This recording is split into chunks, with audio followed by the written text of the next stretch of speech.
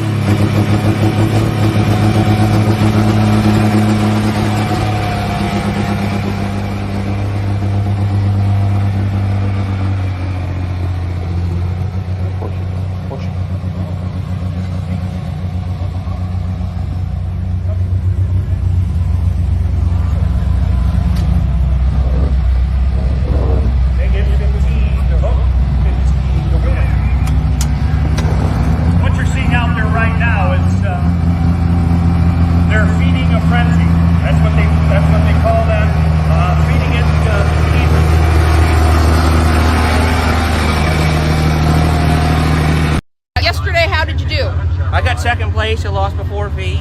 And today? I was 700 pounds light because I didn't really know the weight of the tractor, and that was the first time I ever pulled her. And today, well, let's talk about today.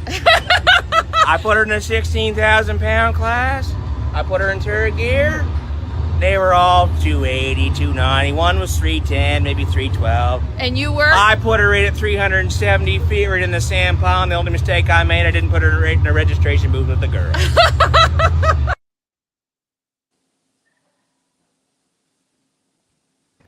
I kind of forgot about that video until Brad said something, Charles, in the comments. Yeah. Thanks, Brad. Appreciate that. Yeah. You know, Ryan's always critiquing me on my video choices. Like, that's enough, Schultz. That's enough. Like, stop, enough. So, hey, everybody, it's Monday night. Let's Grow Pulling. We do this every Monday night, 8 p.m. Central Standard Time. We're live on Facebook and YouTube. And then tomorrow, Mackenzie will download the audio, and this will be up on Spotify and iTunes. So excited to have Roger Veach with on us tonight. Charles is always finding us awesome guests. Roger, right below you, that's Cody Vanderholm Media. Hey, Cody. And then this guy, we call him Big Rye. We call him Big Rye because he's like 6'9" and weighs, a solid 220, if you know what I'm saying. So life is solid 220. Solid 220. So, I just saw your like pizza. When I was 11, Roger. When I was 11. When you were 11. Good to meet you, sir. Right, I just saw your taco pizza for supper, so it's all good. Leveling up that Monday dinner game. I love it. Well, This is where we let Charles take over with Roger, and they talk. And I'm gonna we encourage you to ask Roger questions, comments, aka Zach's dad. We'll get into that a little bit later. Roger's son has done some cooler stuff than Roger, and that's a big thing to say. So Charles, let's grow Poland, baby. He has. Zach's gone faster than you, but you've driven more horsepower in one shot. We got done last week with the Pullers Championship, and of course the Sullivan Memorial Pull was the same weekend. So I got home Sunday night and got curious. Hadn't really heard anything what had happened down there, and I'm going through results sheets, and I see your name on a mini rod. How did that come about that you hooked up with the Fagundeses from California? Yeah, so Fagundeses and Sullivans have been working together, last couple of years, and I ran a lot with Sullivans back in my truck pulling days. And Donnie called me up one day and he said, "Hey," "would you be interested in driving a mini rod a little bit this summer?" And I said, "Yeah." I said, "I'd love to." And so we, worked something out. And whenever Jess can't make it, I'm going to come in and drive a few times for him this summer. And it was really great to get back in the seat. I didn't realize how much I'd missed it until Friday night there. Yeah, I kind of I remember you pulling the 2-wheel drives, and I kind of got away from me that you'd been away from the seat for that long. Yeah, it's been 15 years. I grew up around pulling. My parents, they ran a mini rod back in the 70s. My dad was state champion, and my mom, I think she was second or third. And they ran, all over the state of Ohio. I grew up in an area in Stockdale, Ohio, Taze Valley. That was kind of a hot area for truck and tractor pulling in the 70s. And Sullivans were there a lot. Wheeler Rediger, McPherson, it was just all, Art Arfons, so those were kind of my heroes growing up. It was, Danny Patrick. It was something that, I always wanted to do, and I'd always wanted to drive a mini rod. And, I started out, doing antiques. I actually had a Farm All M that was about 600 cubic inch and 235 horse. Nice. And when I got doing that, I actually got to run with Wheeler a lot. Wheeler Rediger, he was pulling antiques at that time, and he taught me a lot. And one of the funniest things he ever said to me, said, "Son," said, "the best things in life start with F: Fords, farm-alls, and females." If you knew Wheeler, that was just pretty much him. So, but I smell a new T-shirt. There we go. So, but no, it was really, I was lucky. I got a lot of time with him. He was kind of a childhood hero, and so was Wayne Sullivan and Big Ed, and watching those guys, and got to know Donnie and those guys that once I was starting to run ATPA there, and just a good group of people. And I've been very fortunate to get to compete in this world and run with so many people that that I like. Well, Charles, Jason's can I got it cue queued up up. this video? Yep, turn her loose. Okay.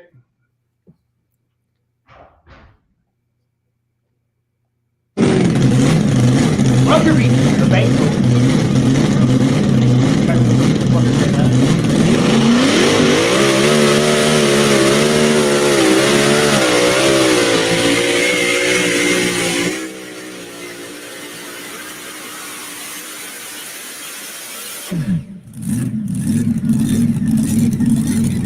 Well, that had to be fun. Let's watch that again.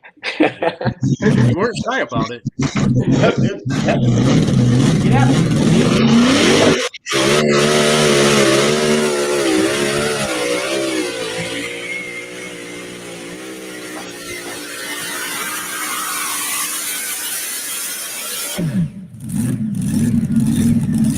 Roger, did you drive both of them, or did they just have the one out? Just the one. I just drove that one, bankroller. Got it. Tell you what, it was a good tractor. The Friday night, I was a little aggressive on the throttle. Donnie had been telling me all week. He said, "Now, Veach, you can't drive that thing like you drive a truck. You got to get on it." Oh, you did? After that first run, he said, "Well, you were maybe a little too aggressive." So Saturday night, I figured it out a little better, and we had a better result. But we still had a really good pass Friday night. And man, that thing was so much fun to drive. It was fun. How loud is it in there with that fairing on the roll cage? It's really not that bad. But I had molded earplugs. That was one thing I did learn from IndyCar, being around that is, pretty much everybody's earplugs are molded to their ears. And so, I had those in, and for me, it wasn't too loud at all. In fact, I kind of liked having the roll cage. It just gave it a more of a cool feeling, and it's kind of like being in a truck. Yeah, you had a cage in one of your trucks anyway, didn't you? I did. The first one I built, I had a cage in it, and I actually used that to stiffen and loosen the frame is what I used that for. Now that's interesting. Go into that a little more. It had turnbuckles in it. So I would do is on a loose track, I'd run it loose. On a tight track, I'd tighten it up. Did you run the same chassis in all three of the trucks, or was there buy and sell going on in there? There was buy and sell going on. That first truck, this truck here, this was the last truck. It was actually just two different paint schemes on it. The first year with that truck, it was like a candy apple. That second truck there. The shell truck, it was my first one that I built, and I actually sold it to Andy Teasley when we were building the second truck. And the second truck, Donnie and Danny and I, we built two trucks identical. And we were going to run, when we ran in 2005 and 2006. So the trucks were identical. The only difference between the trucks were the bodies. Gotcha. Did that truck, when you sold it, was there a tie-in with Shelton there? Did they, or just they had the same body buck? I think they had the same body buck. That body there actually went. It went other because when Andy bought it, he just wanted to buy the chassis. He didn't want the body because he wanted to put a Dodge chassis on it, and it went that body went to Jeff Bartley. He had bought it, and I think it set for a couple years, and then he finally put it on a truck. There at the end. Gotcha. So with the family history starting with mini rods, why did you decide two-wheel drive? It was something. In fact, when I was in high school, I started building a two-wheel drive. I took a Bronco and had everything there, had truck rear end, and come time to buy a motor, and I had to make a decision. Was I going to go to college, or was I going to buy a motor for a pulling truck? So I ended up going to college. And then it was something I always wanted to do. So once I got my company established and things were going well, then I decided to build me a truck. Gotcha. One of our regulars is chiming in. He's curious why roll cage in the first truck, but not the second one. The second truck, we were wanting to have more movable weight, and we were wanting to make the two trucks match, and with Sullivan's, and didn't see the advantage of it. So we just left it out. Gotcha. And you did have, in your time doing it, you were pretty successful. You had some Grand American Tour wins and some top 3 points finishes. So, I mean, you definitely were on the game. Well, thanks. Yeah, it was good. And, had a lot of good people helping me. Brian Knox with Sassy Engines, and, Sullivan's when we ran together as a team, that, we had a lot of good runs and some success there. Talk a little bit about the driving difference between the Mini and the two-wheel drive. The best explanation I've ever heard of trying to launch a two-wheel drive off the line came from Ken Lamont, and the way he kind of phrased it was, imagine trying to drive a car out of a snowbank. You don't want to hit it too hard because you just sit there and spin. Yeah, he's exactly right. And my first truck had a real long stroke in it, so I had to, it was like a 567. So it would blow the tires off, easier than, what the 526s were. So when I first started driving, I kind of got to where, I drove by feel a lot. And sometimes it would help me out and sometimes it would bite me. And, one difference between that and the mini rod is, there on Saturday night, and when I took off with the mini rod, I actually, started to go a little faster, and I felt it. I felt it starting to break the tires loose. And I don't know if you saw the video from the last pass there on Saturday night, but I actually come back out of it a little bit and let it hook, and then went again. And, that was one of the things I used to do a lot in the truck. And, it paid off a lot of times for me. Yeah, whatever works. It's just you develop a habit and routine and start paying attention to that and keeping notes. And next thing you know, you got it wired, hopefully. Yeah. And a lot of that ends up becoming, it's just muscle memory. You do it without even thinking. Yeah, you could see that actually in the video we did play of you. You hammered it right away, and you were behind it for a split second, but then the instinct took over, and you caught right back up to her and straightened her all out. Yeah. Did you have in the truck? Did you have right and left braking as you did in this Mini? So it was just like the Mini, we had left and right braking in the truck, and something we ran in the truck. We ran a locker rear end for several years, and so air would keep it locked, and if you'd let off of it, it would unlock it. Sometimes that made it more difficult to drive and to steer, because sometimes when it would lock, you would have to hit the brake really hard to get it to break free. Yeah, that's interesting. I guess I'd never really heard anybody trying to do a locker like that. Really in anything as a 2-wheel drive. I know a lot of the 4-wheel drive guys will play with it in the front end in some classes. Yeah. Because I'm so awesome, I got Saturday night's run queued up, Charles. Do you care if I play? Yeah, do it.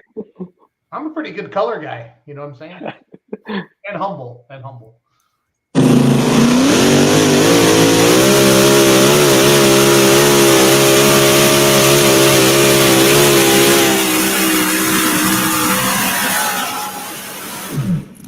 That was the winning pass, right, Roger? That was. You know how I knew that? Because the flag person backed up. So.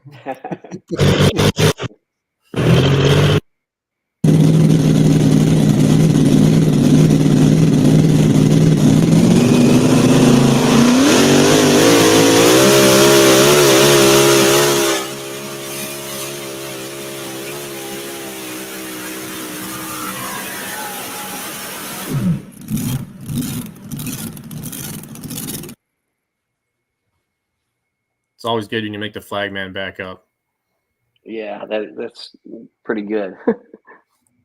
So in intervening years, when didn't have the trucks, and now you didn't walk away from motorsports. You've been there the whole time, just in a different capacity.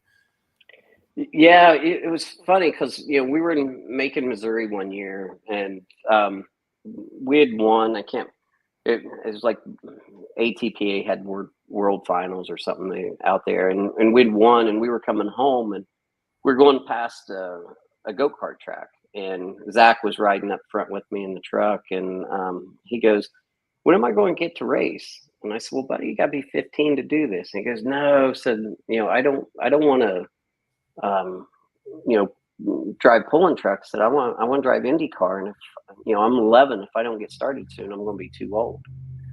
And that kind of registered with me, because I'd got to kind of do my dream, and I always wanted to make sure my kids got to do what they wanted to do. And in fact, motorsports has been so good to my family as far as building connections. Brandon, my oldest son, he was doing all the engine work and work on the truck whenever, we'd bring it home and get it ready. And, from the time he was 10 years old until I quit pulling, anytime I was near a pulling truck, he was with me. He went with us every weekend. And, so I built a really strong bond with him through all the truck pulling. And then Zack was wanting to race. And, so I thought, well, I'll take a few years off and let him race. And so the next, I was thinking about, the next weekend was the Inderley pull off, and we were in that year. And I was up there getting ready to run, and I called home to check on Zack, and his mom said, "Well, he's pretty upset. He doesn't think, you're ever going to have time for him to race." And, as I was getting ready to go, I remember telling Donnie and those guys, I said, "Hey, I think this is going to be the last time I run." They laughed at me. I said, "It'll be the last time this year."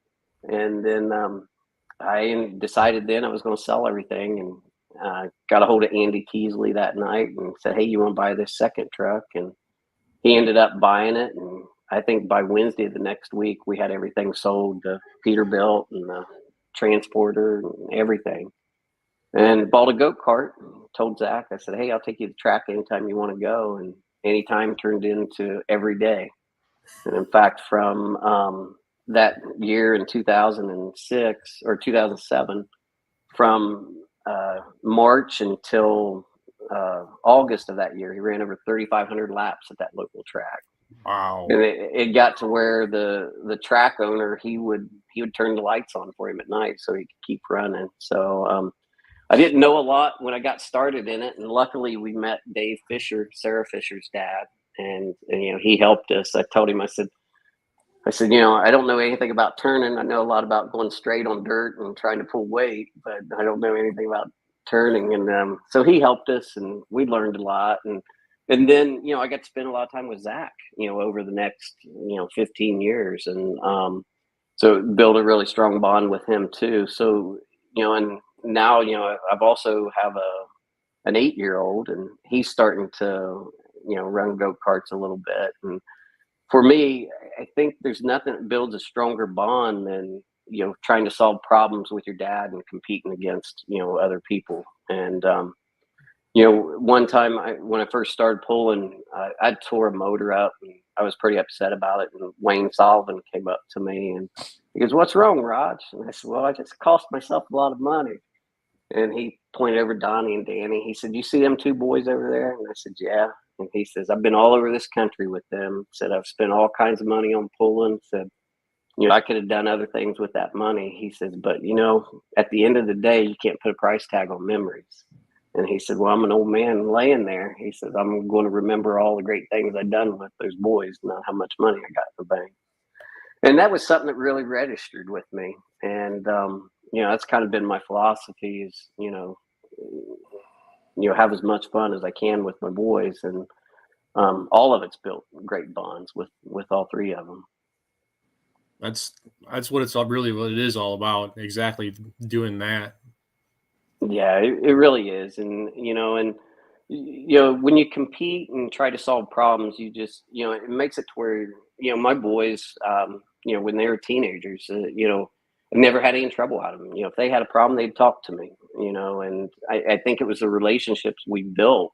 Being on the road, and when you're on the road together, and it's just the two of you, or working on something late in the garage, you have a lot of talks, and you really get to know each other. You're going to be stuck with each other. You can't just open the door at 80 miles an hour and say, I'm walking, I'm done. Exactly. I'm done. He's gotten to do some pretty cool stuff. I think I would imagine that the list of drivers who had the opportunity to race at both Indy and Daytona is pretty short. Yeah, I'll tell you what, there's, it's a pretty neat thing to be able to watch him do both of those. And, and he was successful in both disciplines. And, and he continues to still do a lot. He's going to do some sprint car races this year. It's funny, every time he's went to do a sprint car race, it's got rained out. So we're waiting on that to get that done. But he's excited about getting on dirt, and and he's doing a lot of testing right now and doing a lot of development for one of the engine manufacturers. And so we'll have some fun things to announce here toward the end of the year. How's his season going so far? He's doing GT3 again, right?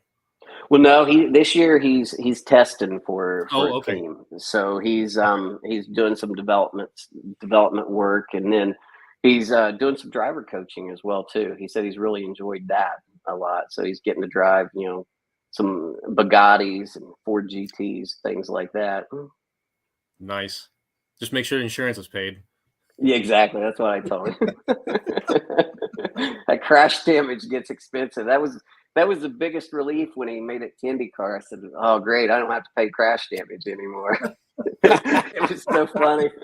We were in Long Beach one year, and he was running Indy Lights, and one of the mechanics, he had a 66 Shelby GT350 that he was wanting to sell, and we'd struck up a deal. And I told him, I said, hey, I said, after this weekend, I said, I'll take it. I'll wire you the money. And man, you know, Zack, I think qualified second there. And on the start, he went to move over. This other car got into him, took them both out. And I mean, it was about $70,000 crash damage. As we were walking back to the paddock, back to the trailer, it was John Bruner. I looked at John and I said, hey, I just spent your money on that car. I can't buy it now. The fun of wheel to wheel. Yeah. What is crash damage insurance? Can you explain that? I don't even know what you're talking about. Well, you know, what you can do with a lot of teams is you can buy crash damage insurance, and it's like, I think, $50,000 for the season. And then you take care of the first $5,000. And then after that, you know, the insurance kicks in. There's different deductibles.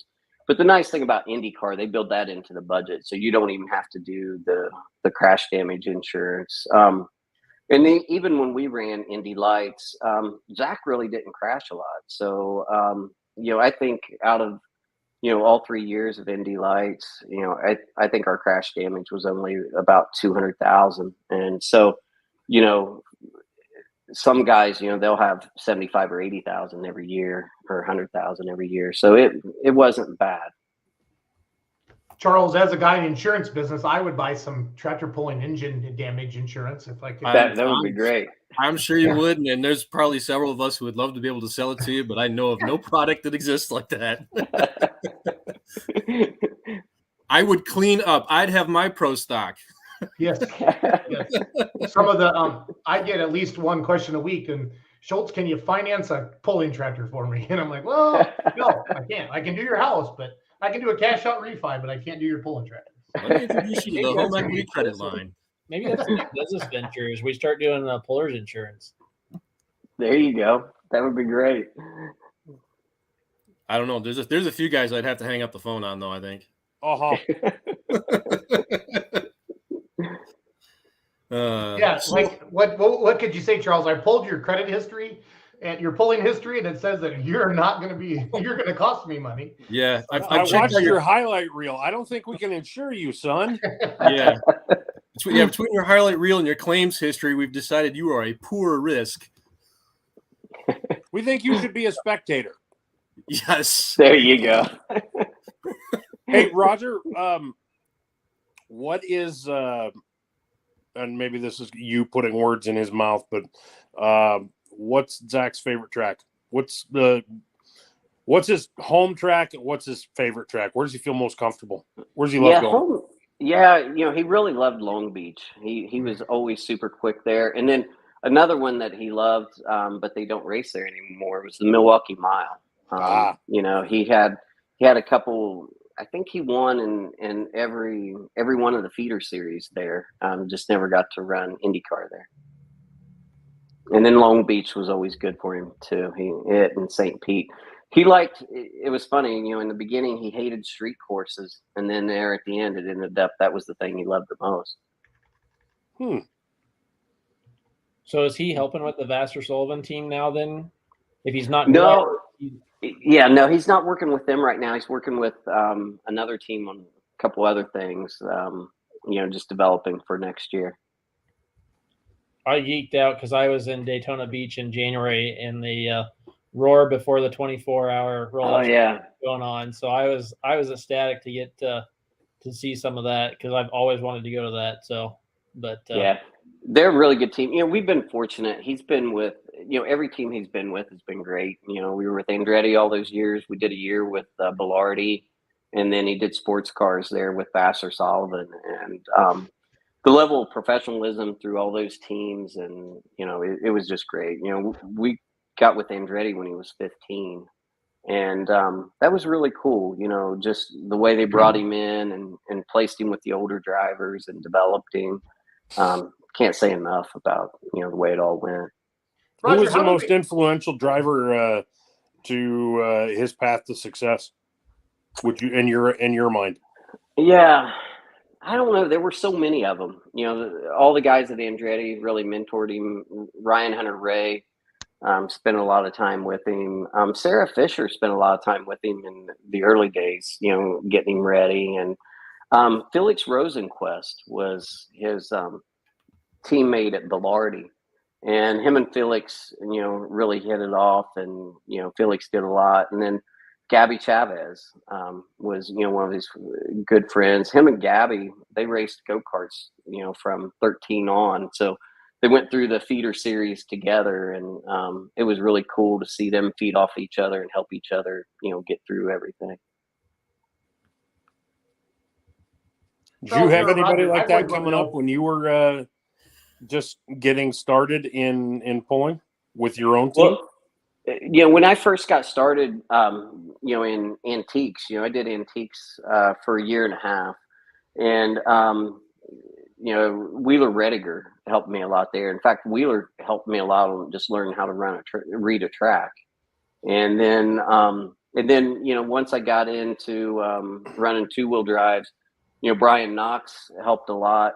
He helped get me started. And then, Simons, Roger Simon was always there to help, when we were getting started, give advice. And then, it's funny, Simons, Longs, Stan Shelton, and Sullivan's, all those guys competed against them every week and tried to beat them, but they were always there to help me when I was getting started. In fact, one time in New York, I tore up a couple rocker arms, and it was my first year, and I didn't have, a bunch of spare parts. And, Stan took a set of rocker arms off his spare engine and gave them to me so I could run. And, and when I won my first event there in Fort Wayne, my first national event, Roger Simon helped me. He helped me, get the sled placed and talk to me about, what I need to do in gearing. So, that was one guy, I know everybody misses, but he was a really good guy. And he helped me a lot too, getting started. But then Sullivan's, Donnie and Danny and Wayne, they turned out to be, family to me. They're like best friends. And, they helped me tremendously through it all as well too. Hey, Roger, so how does that work out to the race team? So they come in and they basically pay Zack a salary, and then he drives the cars for him. I've always wondered how they do that. Yeah, well, actually, IndyCar is a different type business model. The driver actually has to bring the money to the team.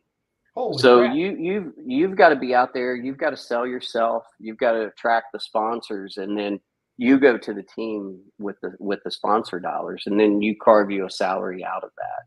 Okay. And there's a few guys that that've been picked, and they'll get a salary, but the majority of the guys out there, they're bringing the money with them. You pull the budget together, and you get it there. So that was one of the things that was so hard, in getting it all together, because like to run USF 2000, that's like the entry level.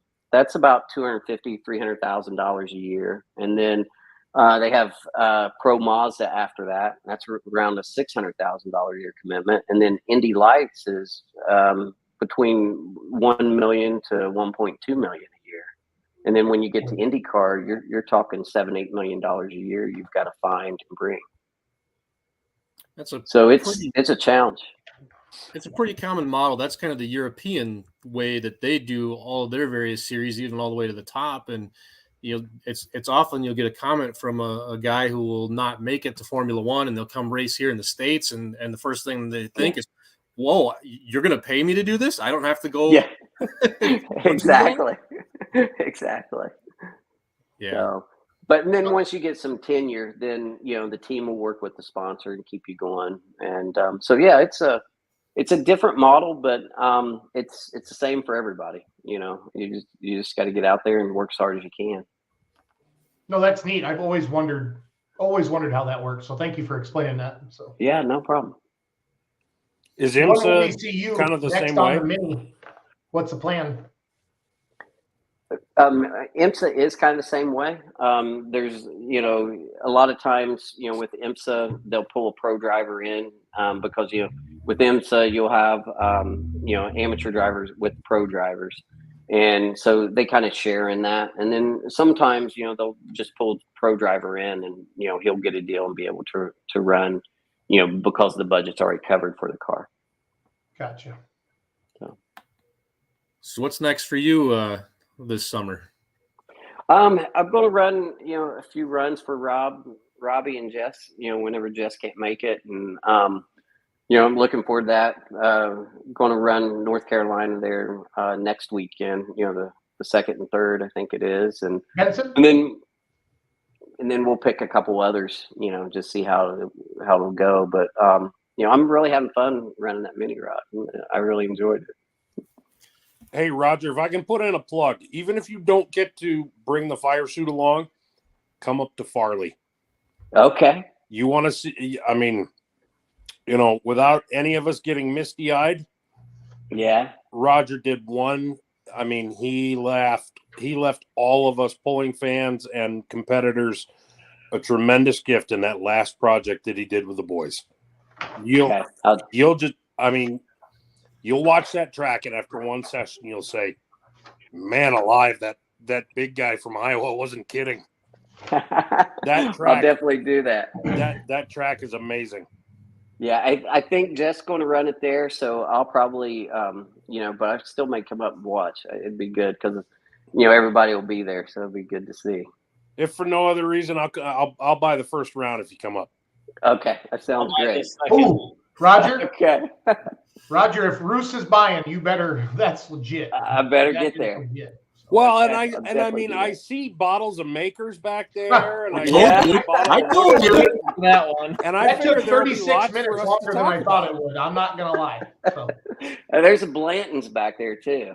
Nice. I will not buy the first round of that. Not at RJ's prices.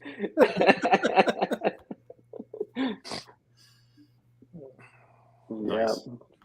Well, guys, what else do we have for Roger? I think this has been a fantastic interview. So. We got Rye's big question that he asked everybody. Yep. Yeah, I got one more for you. Okay. If you could steal the keys to anything, figuratively speaking, and go pulling with it for a weekend, what would you take, and where would you pull it, and why? Any class, Roger. Any class. Doesn't matter. If Any you want to blow smoke, go for it. If you want a mod, go for it. Tell me what you like. I'd probably do a mod. I'd probably grab. I might just grab Kentuckian. I think I really like that track. That's the easy answer because you know Capall Lane would let you do it. Give us something else. Where else? What other one would you buy? Probably one of those Green Streak tractors. You know, those mods were bad. They were really nice, and Boyd's always did everything first class, and I think one of those would be really cool to drive. Well, they're still for sale. Just saying. Not only that, they've just been freshened up. I talked to Austin about it about a week or two before the Pullers Championship. No kidding, boy! It'd be fun to get on one of those. It really would. You know, when you mentioned that Donnie told you that you got to get after it right out of the hole, it reminded me of a conversation I had with Austin and Greg. You know, Greg ran that mini as well. Oh, okay. And Austin had to have that conversation with Dad and say, listen, none of this feather in the clutch crap. You get after it, and you get after it hard. Otherwise, that thing is just going to sit and spin. Yeah. Yeah. And, you know, really, it's amazing the difference between that and a truck. And, you know, and I can imagine with a big tractor as well, too. But with that mini, you got to get those tires spinning and swell a little bit to grab hold and go. Awesome. Thank you for your time, Roger. Really appreciate you jumping on with us. Hey, I appreciate it. Thanks, I really Roger. enjoyed it, and look forward to seeing you guys out there sometime. Absolutely. I'll see you in Farley, buddy. All right, I'll be there. I look forward to it. Thanks, Roger. Awesome. Thanks, Roger. Have a good night. Thank you. You too. Bye. Charles, well done, my man. You're welcome. Yeah. Well done. That was excellent. The crossover in that was fantastic. I mean, going from one side completely to the other, that was neat. Yeah, I figured he'd be a good guy to talk to. Plus, he's a guy I kind of remember from back in the day and never got the chance to meet, so it was a good excuse to. Yeah, I remember the name, and I remember seeing him make passes, but never met him. Yeah. Yeah, well, I would agree. The Veach name was very familiar to me when you put it up, Charles, but I had to ask you, like, what are you up to here, stud? Is this something we don't even know? But no, that was cool. So yeah. I wouldn't steer you wrong. Some events that the Beer Money Pulling Team, you guys know we have that digital marketing package, and promoters are hiring us now to promote them. I want to read off the events so far that coming up, and then I want to talk about Nordheim a little bit, and obviously we'll wrap this up the next 20 minutes or so. Galat Motorsports Park, that's Benson, June 3rd, June 4th. That's Pro Pulling, that's Champions Tour, right, guys? All across the board? I'm pretty sure, yeah. So we'll have somebody on from that event next week. Dragway 42, that's Kyle Matchams. That's June 10th and 11th. The American Family Children's Hospital pull up here in Badger State Tractor Pullers. That's in Baraboo, guys, on June 11th. All the pullers donate their money back to the American Family Children's Hospital pull. And usually that event with the raffle that they do, they give, what is it, Rye? 80 to 100 grand a year back to the American Family Children's Hospital pull. So that's a great event. And that event's really going to grow now because they moved it from Sauk City or Prairie du Sac to the Sauk County Fairgrounds in Baraboo. And the Sauk County Fair Board there is like behind this 100%. So very, very cool. Last year was just stupid huge. It was perfect weather and it was great. Hutchinson, Minnesota, June 17th and June 18th. The biggest Grand National Poll. Well, it's only Grand National Poll in Minnesota, but it's a big poll. The McLeod County Fairgrounds, June 17th and 18th. Cherokee, Iowa, June 17th has come on board. Jackson, Tennessee. I'm trying to go in order here, guys. That's June 10th and June 11th. If any of you have any information on these polls as I'm reading them off, please type them in the comments and I will put those up there. Mountain City, Missouri, our good friends Wegel and Corbin and the Mountain City Firemen, June 24th through the 25th. Tomah, Wisconsin, June 23rd through the 25th as well. Liberty, White Plains, Georgia, the home of Diesel Dark Corners, they have one of their polls June 25th. River Falls, Wisconsin, July 16th. Wayne, Nebraska, July 22nd. The Richland Center Summer Nationals, July 23rd. Mercer, Missouri, July 27th. Warrensburg, Missouri, July 29th. We actually helped them build their Facebook page.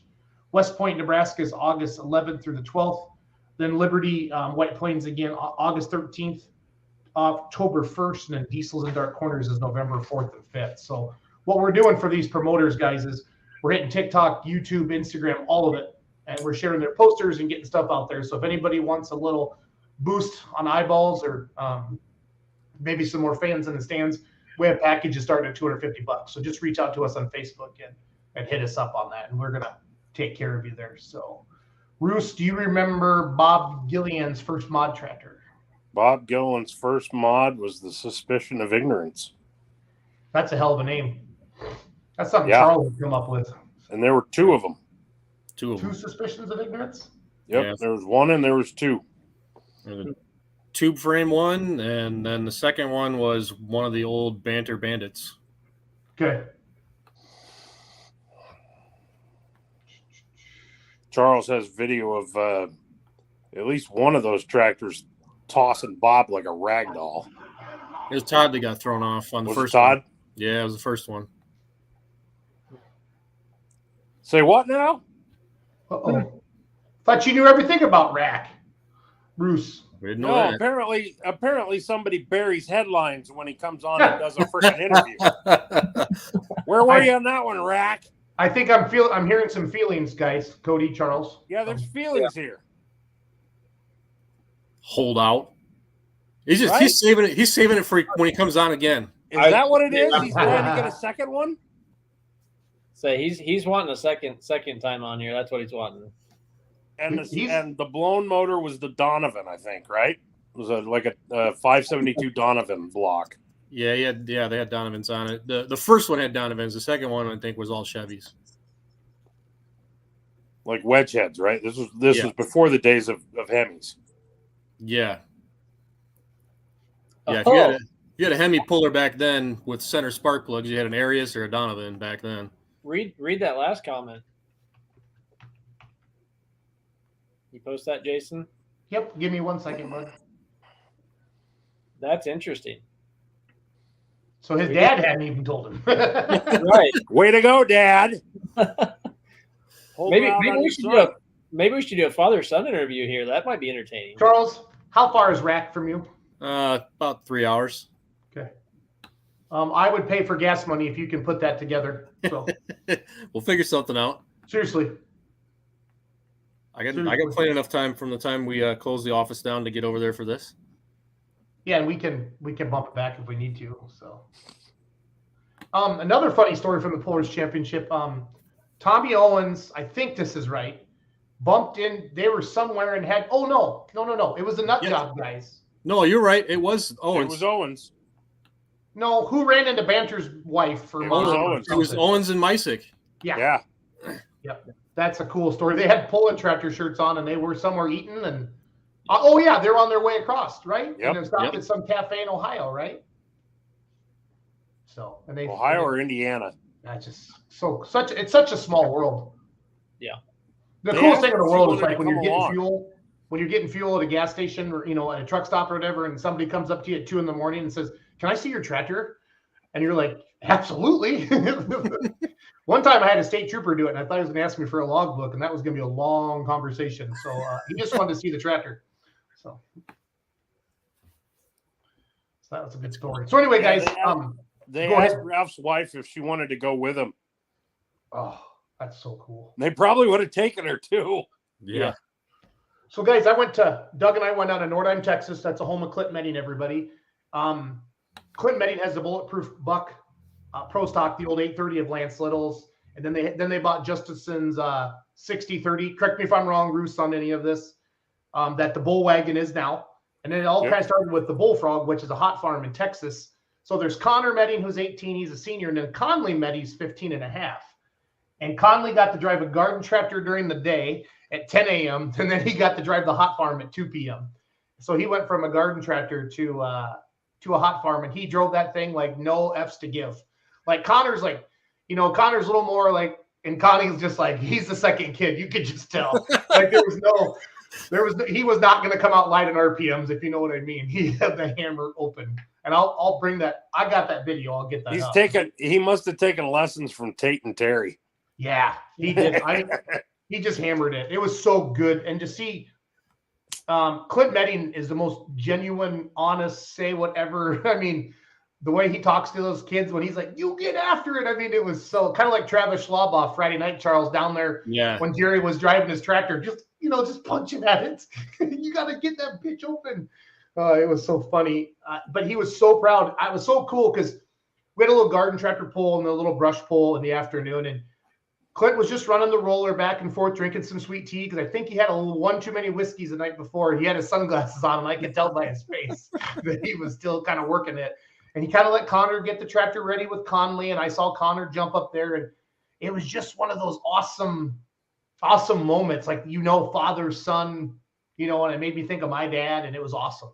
It was really cool to see him do that. So Texas, guys, Nordheim is literally almost to the Gulf of Mexico. Doug and I flew into Houston, and we had a 3-hour drive out to Nordheim. So we were about 60 miles from San Antonio. We stayed in Kennedy, Texas, and it's been really, really dry and really, really warm. I'm a fat guy. Roos talks about big fat man weather, or however he says it, big guy weather. Fat guy approved or disapproved. Yeah. So I got to drive a garden tractor too. That was a hoot.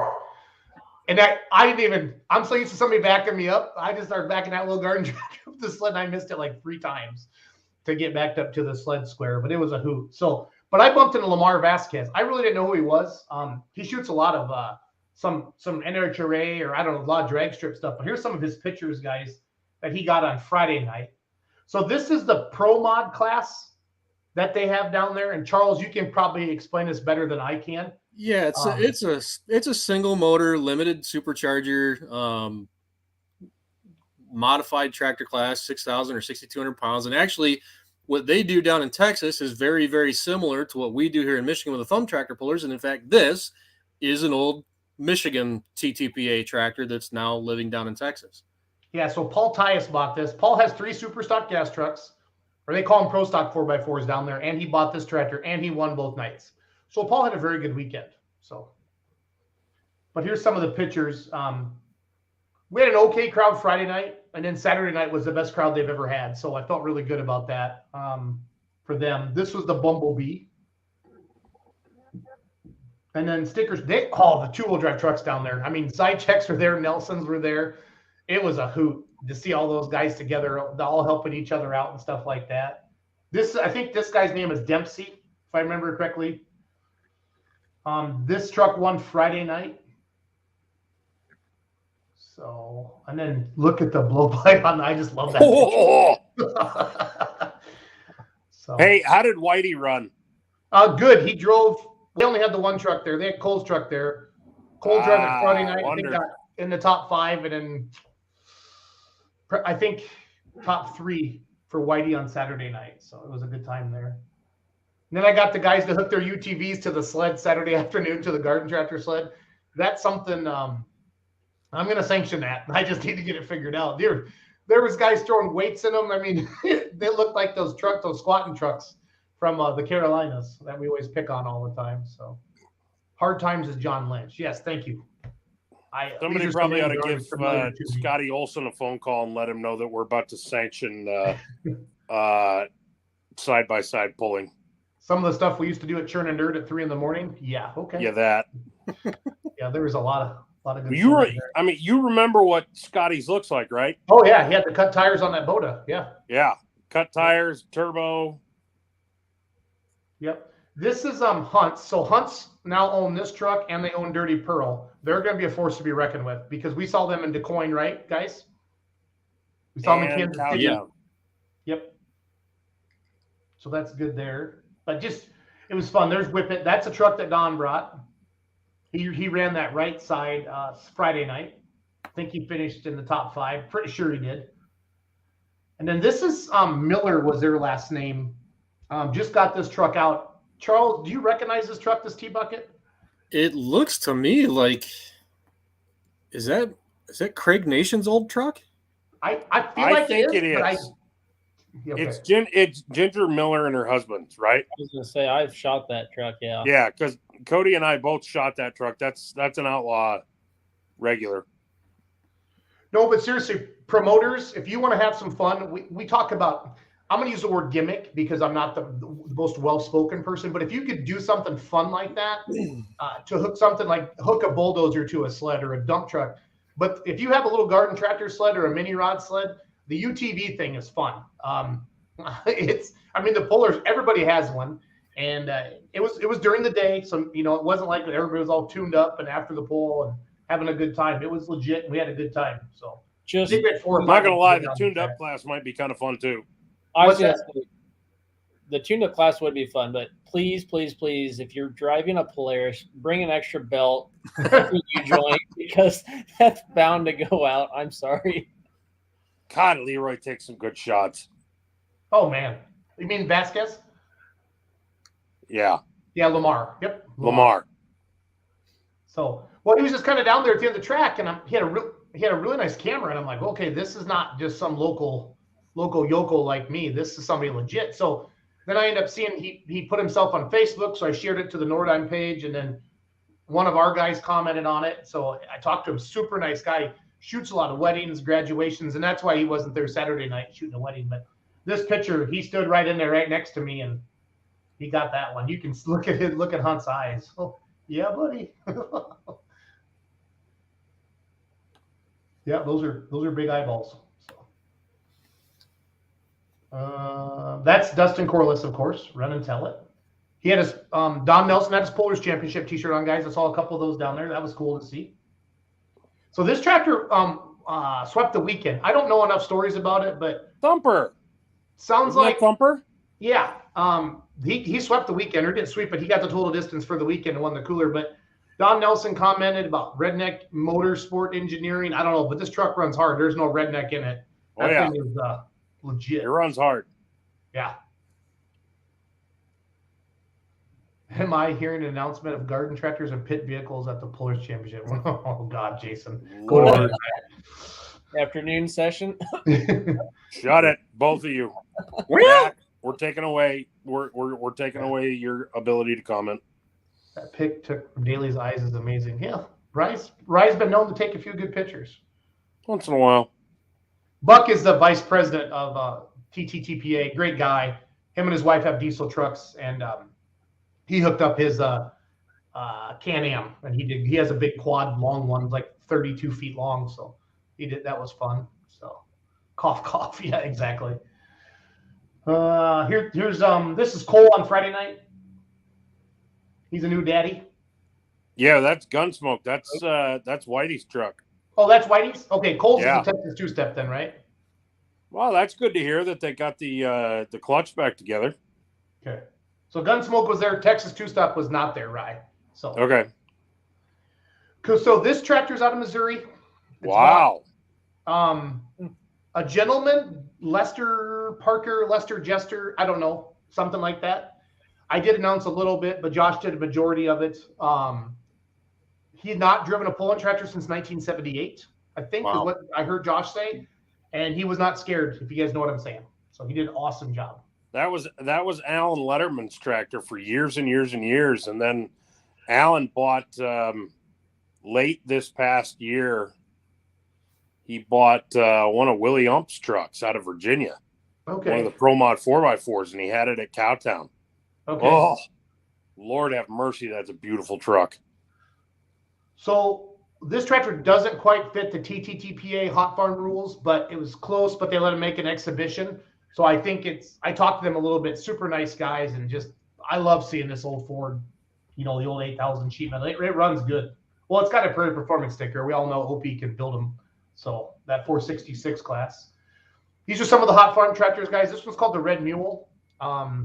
Good looking 14. I love an 86. We don't see a lot of those. But again, Lamar, thank you for the great photos.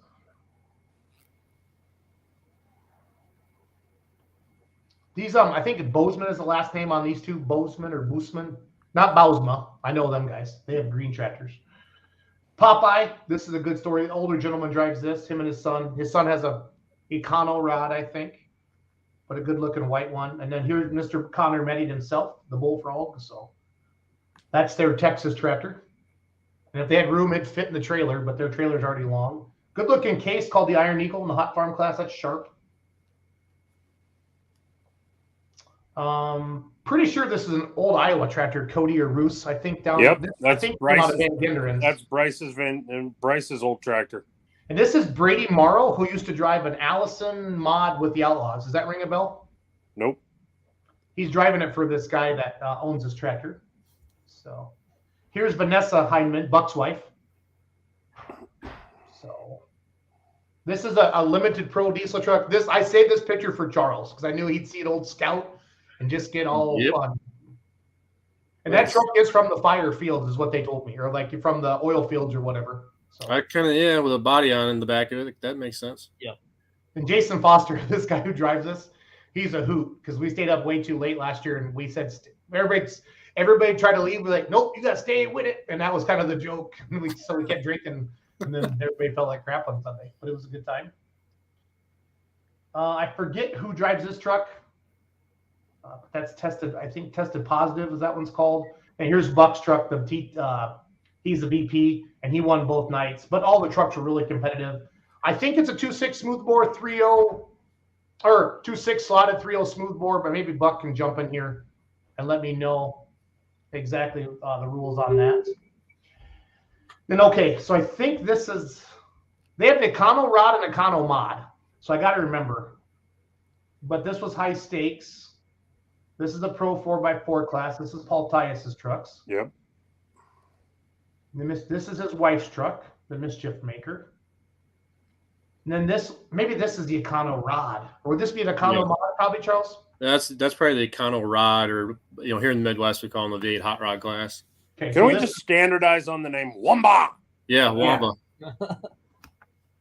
Okay, here it is. Yeah, so Brady Morrow had an Allison twin turbo Texas Thunder. He was driving the green John Deere I showed you guys earlier. So this one's called Moby. Cool looking little rig. It runs good. Limited mod. Thank you, Buck. I'm glad Buck's watching tonight. So if you tell me they also have a tractor called Dick, that's the trailer made. We'll find out. Here's Paul. So this is Sullivan's truck out of Iowa. Yep. Kyle Sullivan's old truck. Barely Legal, I think it was called. Yep. And then back to my start there. So I wanted to share those pictures. Lamar, awesome photos, buddy. Thank you. Lamar, nice work, man. Very nice work. Here's Connor. You're going to come north.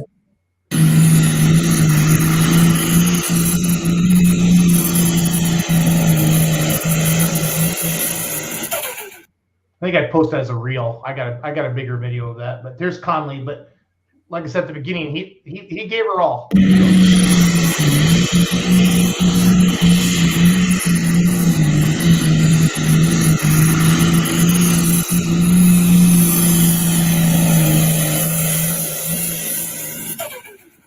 So I mean, his grandpa was there, grandparents were there, mom. It was great. I mean, really. And you guys, Nordheim's a town of 327 people. Okay, so. Do you have boots and a hat yet? No, I did not get boots. So you have a hat? I did not. I need to do it. We did, honestly, Ryan, we didn't have time because we started garden tractor pulling Saturday morning at 10 a.m. and we were busy all day. So fail so hard. Who is it that I saw that posted the pictures of the dance hall? Will Mans was down there. Will. So that's an old round dance hall. So that was cool. That was neat. It is. That's one of the last ones left in the state of Texas, I was told. So that's out there at their shooting club is what they do. So then they did coolers for giveaways. There's Josh Runyon. He's an outlaw announcer as well as TTPA. This is well Paul Tyus. We missed the date on there if you see the 2021 on there, but other than that, it was a good time. So we're going to get stickers made to fix that. But it'll still keep beer cold, even if the decal's wrong. Oh, yeah.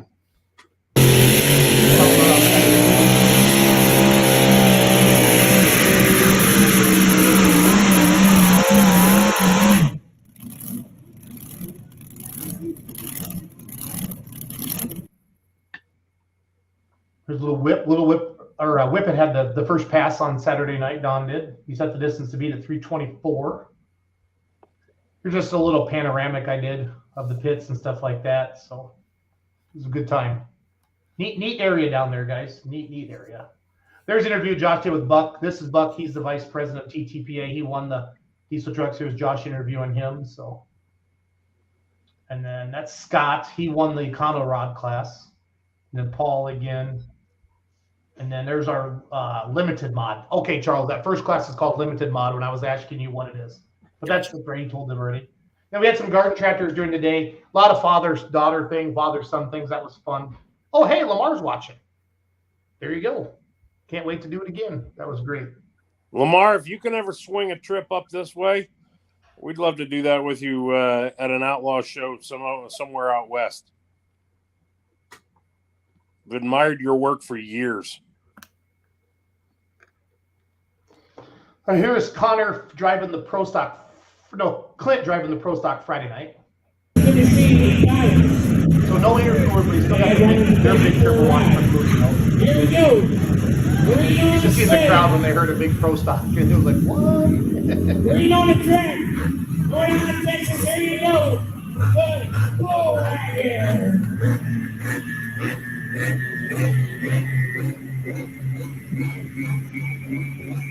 Walk to the fire. When the fire goes out, the water goes on, the smoke goes out, we're going forward.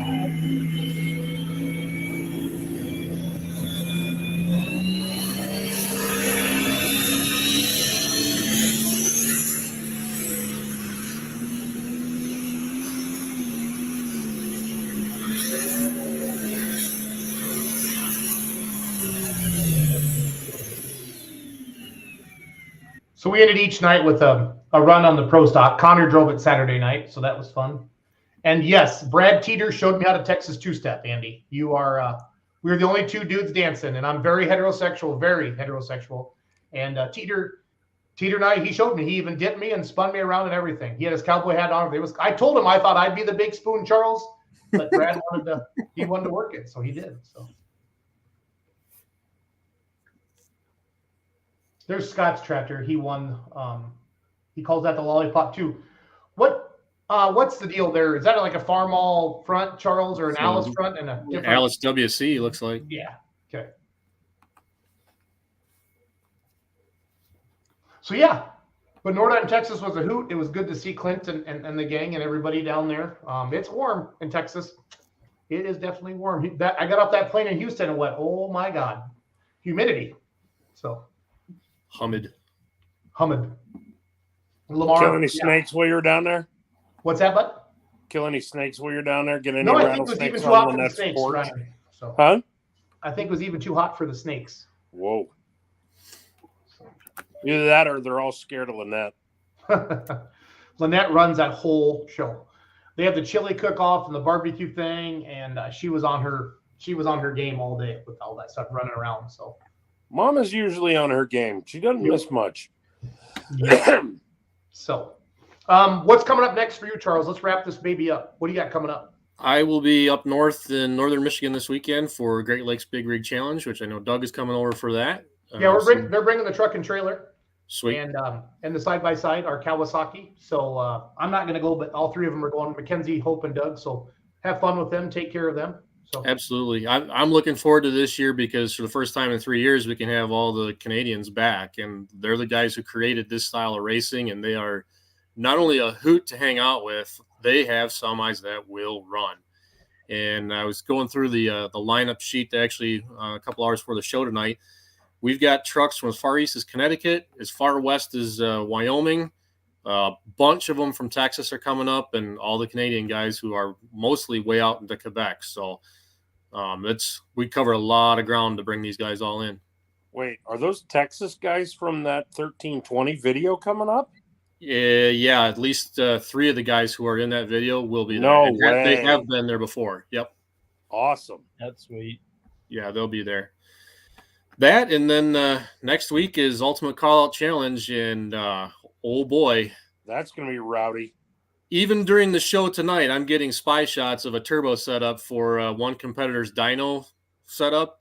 We're going to break the internet with every guy who goes up on the rollers. It's going to be insanity. Can't believe what I'm seeing. I love that you kind of get the sneak peek on some of that stuff. That's cool. So yeah. That's the June 3rd and 4th weekend, or when is correct. it? That's correct. Yep. Gotcha. Charles, when does the thumb puller season kick off?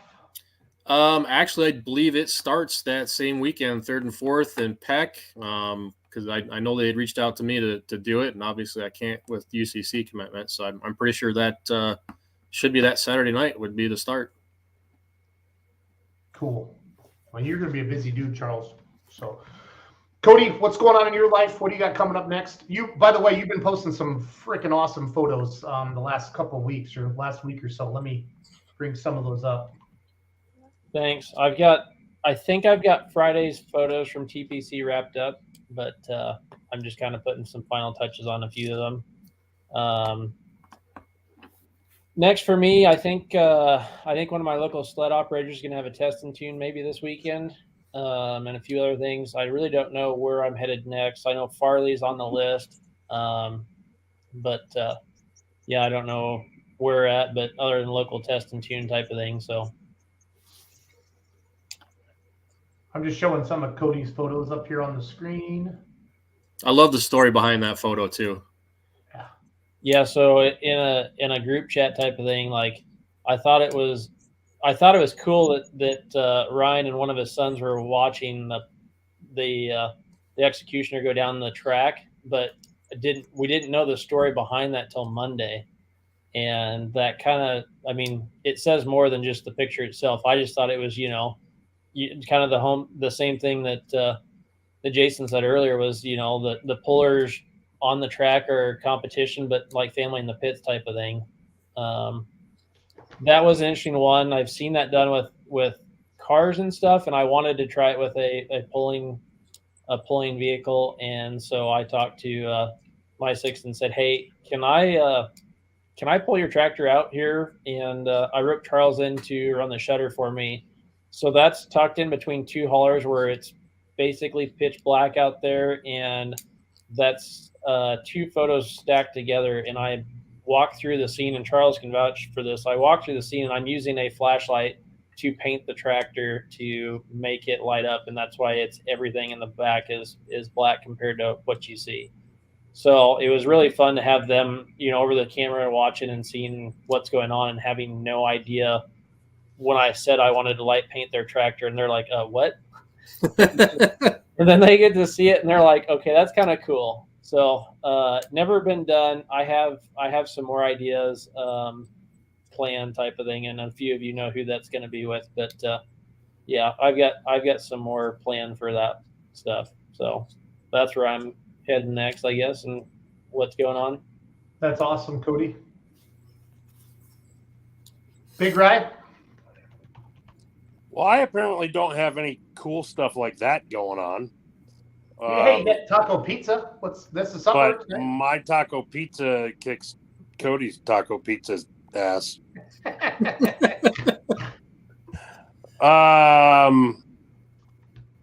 This past weekend was pretty fun. I went to the John Deere Busch Light can launch party for the farm rescue deal, where they officially launched the cans and gave the check presentation away.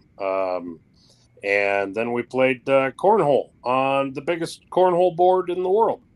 And if you want to go to Twitter or TikTok, you can see one of my videos from that, where for those of you who listen to Rob Sharkey, the Shark Farmer, either the podcast or his Sirius XM show, his oversized cornhole game is better than yours. That's all I have to say about that. That's on your TikTok? Yeah. Okay.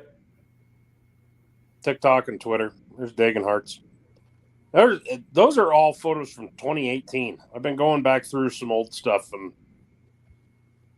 using some new techniques and playing with some stuff and having fun. This looks like the Greene County Fall Nationals. Yes, it is. Don't you hate that, though? Because it's like, where do I start and where do I stop with going back through some of the old stuff? Oh, it's pretty easy because some of it really, really, really, really sucks. It's real easy. Right.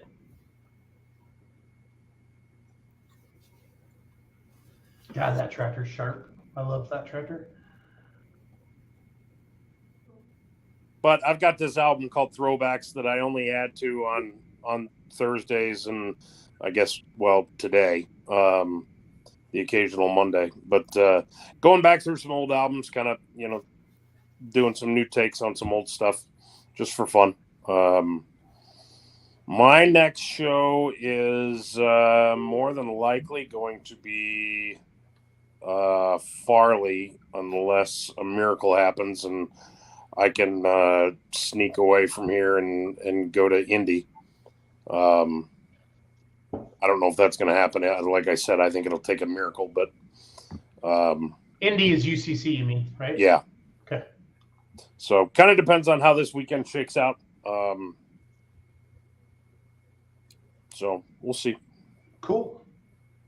Yeah, I got a bunch of graduations this weekend, and then Ravenna, Nebraska, June 10th and 11th. We start our outlaw points chase. Hopefully, we can keep it alive. The old Remedy Girl this summer. So I'm gonna have Dad in the seat Friday night because he's gonna get a lot of seat time in June and July because I have a lot of conflicts with family and work and stuff like that. So I want to be out there with him in Ravenna because he really hasn't driven the tractor a lot because last year wasn't very sustainable, as I'd like to say. But you Tony likes everything you see on the computer, so hopefully we're going to get to the dyno here.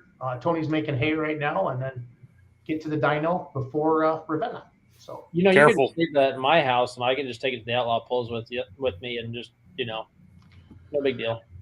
So Cody, I'm going to explain. There's different levels of friendship, and you're just not there yet. So tell Dad to be careful. Kelsey Davidson is coming back. Oh yeah, and she's coming back with a vengeance. Good. A certain commenter from Missouri has her ready to put a hurting on some people. None of her classmates, but just that hook is going to be all about redemption. Good deal. Hashtag girl drivers don't suck. Oh, I don't read the comments because I just get pissed. So Jim, this is a 3-finger wave just for you, buddy. I cannot believe what a dick that guy was. And I'm proud of all the people who followed along and levied in their 2 cents. Especially Monty Getz. Told him to flat out get his head out of his ass. Monty would. What I love about Monty. Remember him? Oh yeah, Monty would definitely say that. So yes, he would. He's not afraid. Well, guys, I'm going to end out the night with some video from Jesse Post, our friend JP Pulling Productions. And this is a light limited super stock class at the Sullivan Pull. So you guys have a great night. Do we do a show on Memorial Day? I can't remember. Or do we skip it? No, I think I need to interview Strickland's. If you guys are around, Charles, will you be home? Yeah, I'll be home. Okay. So maybe grab somebody from UCC. I'll get somebody on from Benson. I think that's coming up. I got to get them on the show. Yeah. I'll get a hold of John Strickland. So we'll have him on. Charles, can you get Derek on? Probably. Yeah, I probably could. I might even go to his shop. Grey Goose beforehand. I was gonna say I might have to go over there first and get him preheated. Yes. Oh, Charles, Tony Burkhardt is a stand-up dude. I don't know him like you do, but I was coming off the track and Tony had said, "You're not hooking that tractor twice Saturday night. Just make a pass and we're done," because we got a long season. And then I got a text message, find more than one leaf blower. And so Tony was standing in his trailer just kind of like this, and I said, "I need a leaf blower," and he come running down, and then he brought the NOS kit too. So we have a picture of a NOS kit, a bunch of tips. Nice. So that was a big joke we were going to do. And then Doug goes, "Which one?" I said, "The big one." So, and then the California guys came over with the blower. We got the tractor cooled down and came back and made a good pass to finish 5th. So was happy. So Tony, he got some beer money gear. You know, I mean, we gave him a free T-shirt and a hat for helping us out, Charles. Heck yeah. Hey, before you hit play, I want to ask anybody who knows anything about that tractor that was on the screen that Jason just took off of the screen. I need you to send me a message because I think I know where that tractor came from. And I think at one time it was a multi-charger diesel super from Ellsworth, Wisconsin. If somebody can confirm that, I would really appreciate that. Whew.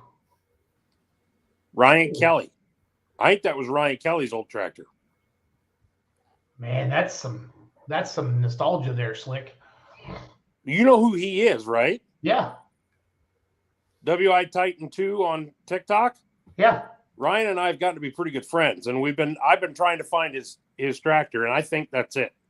Because he said it went to Kentucky and that it's either wearing 4840 sheet metal or 4055 sheet metal, and it's a light limited.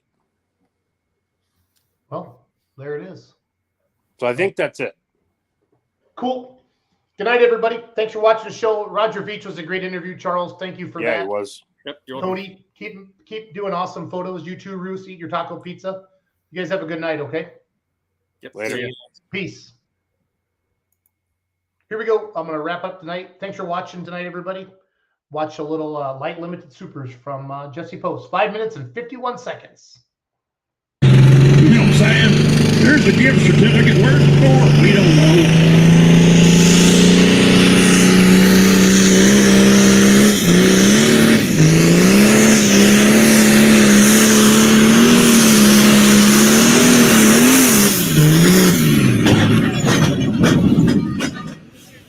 That is not a good ride. And if the harness wasn't tight, he would be black and blue on each side of his body tomorrow.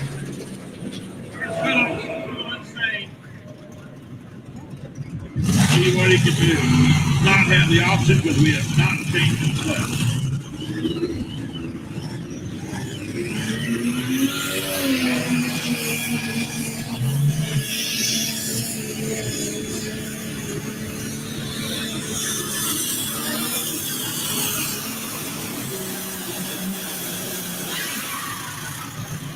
$292 even. $292 even.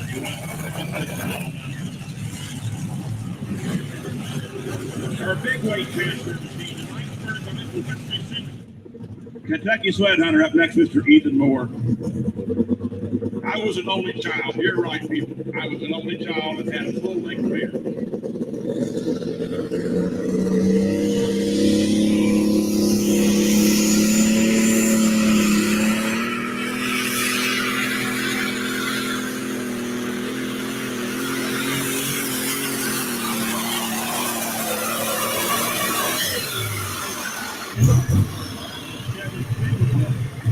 Kentucky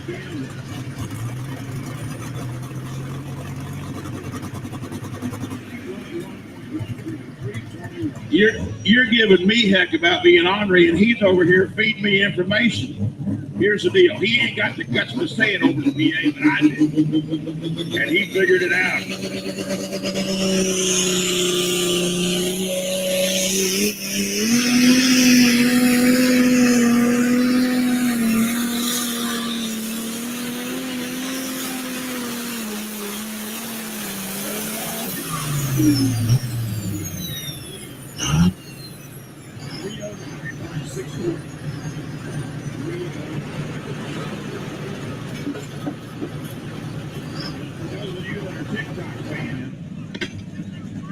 And I'm even ashamed of some of the things they're suggesting I said. This is Darrell Whalen. I knew that.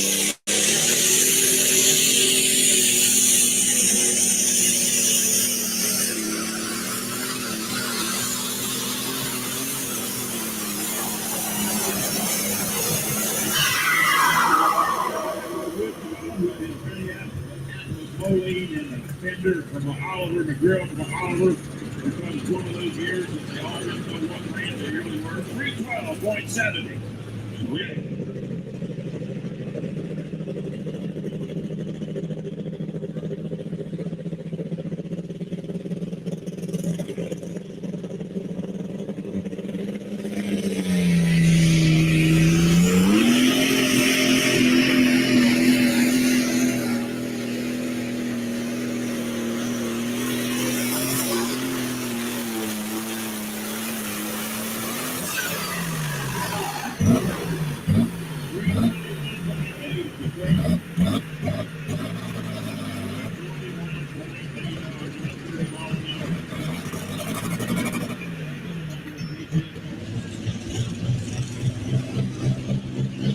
Ethan Moore, the Kentucky sled hunter, who I've already drawn a line through, is running that.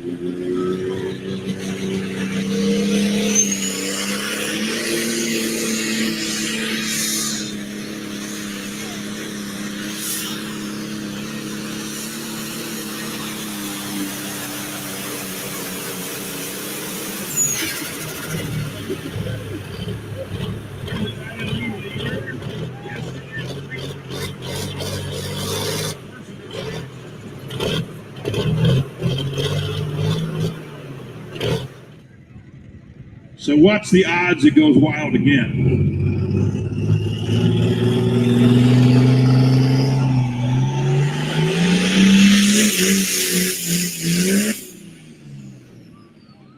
Well, he turned hard.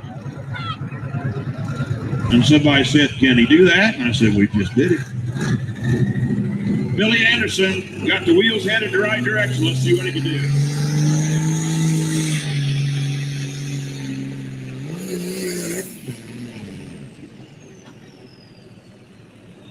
That's 2 attempts, and he's done.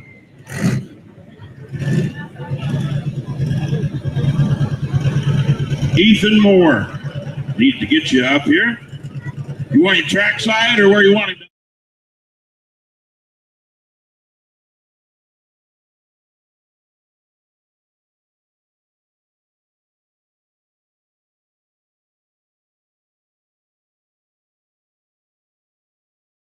Whatever, but it will be exciting and it will be live.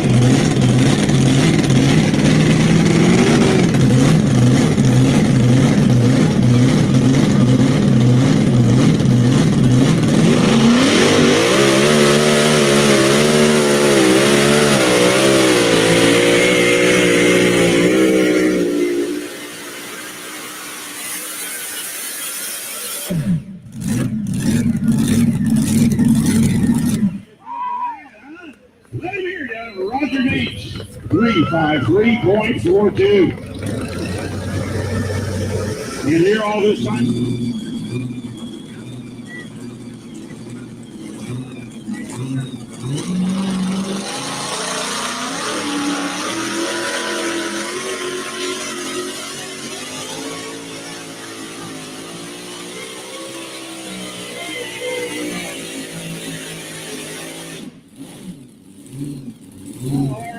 What do you want to do? What do you got? 249.34.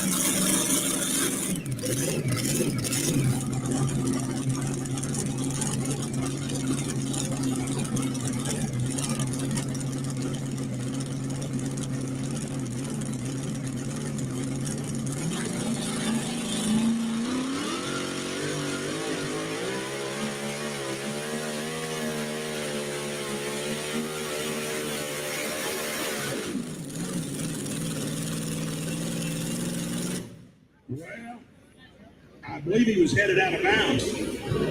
They got to stay in the white lines, and I'm pretty sure he got out of it because he was going out of bounds. 314.7.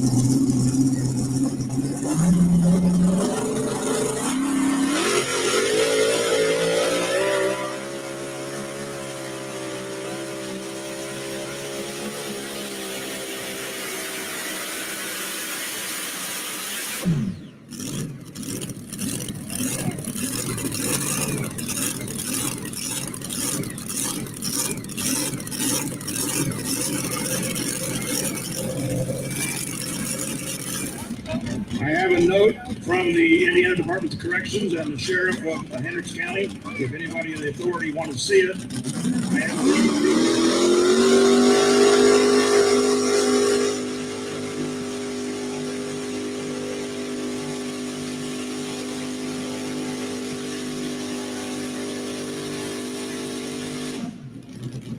174.68 for Dean Morris.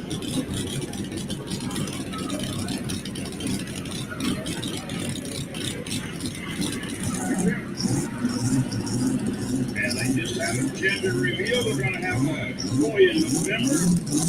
Adam's going to be a daddy.